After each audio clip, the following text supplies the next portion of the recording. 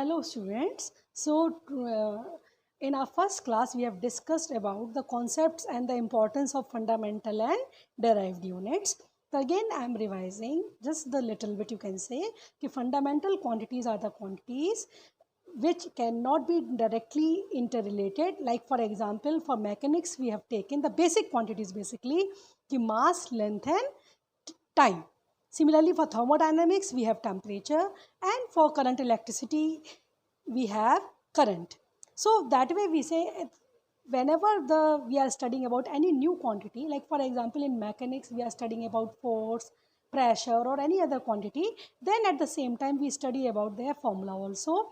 So using that formula we keep on splitting in terms of mass, length and time for mechanics, so that we can calculate the dimensional formula of all the possible quantities, or we can say the units of all the possible quantities.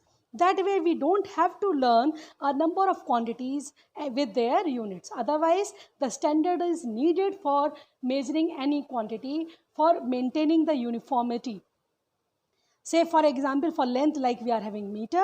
So if you are writing the value as 10 meter, then the other one, if anyone else is measuring, then he should also get the value as 10 meter only. Then only we can say uniformity is maintained. And for that, the standards are required for all the quantities. So by using the concepts of fundamental and derived quantities and units, we are reducing the number of quantities whose unit we have to learn. अब like the first category question, like we have discussed in the first class also, the next question we are taking is if we have to calculate the dimensional formula of universal gravitational constant, which is represented by capital G. So in that case we are saying the simple rule is try to recall the formula in which the capital G comes. Now you have learned a lot of formula in class 9 where the value of G comes. Like for example, first one is force between two bodies is given by F is G m1 m2 upon r square, where m1 and m2 are the masses of the two bodies, r is the distance between their centers and F is the amount of force. Second formula you have done, acceleration due to gravity small g is given by G into me upon re square. Third formula you have done, acceleration at a depth is given by G dash is G 1 minus h upon re. Similarly, acceleration due to gravity at a height is given by G dash is G 1 upon h plus upon re ka whole square. So that way any one formula you can recall, write that formula. So here we are using the formula G m1 m2 upon r square. If you are recalling the correct formula, the answer will remain the same. So now take capital G on one side and remaining quantities on the other side. So we get F into r square upon m square.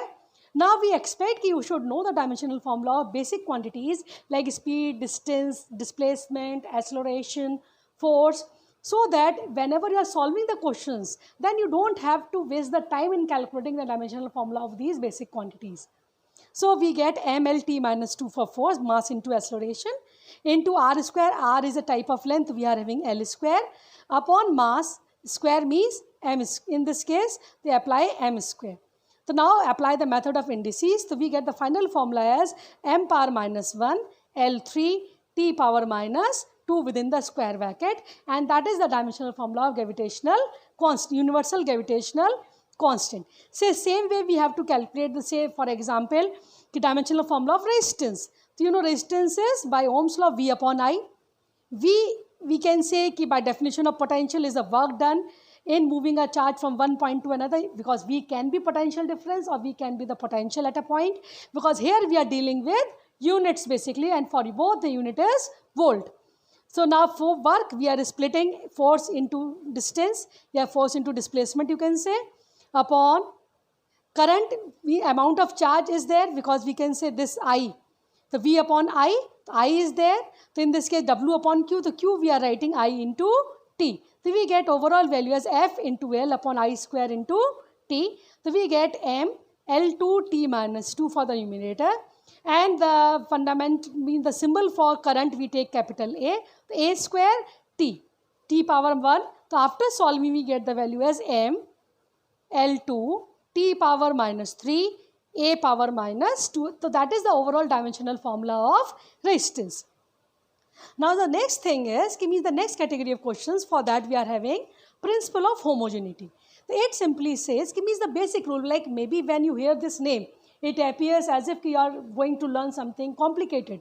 But actually, like in the daily life also, we can add oranges to oranges only.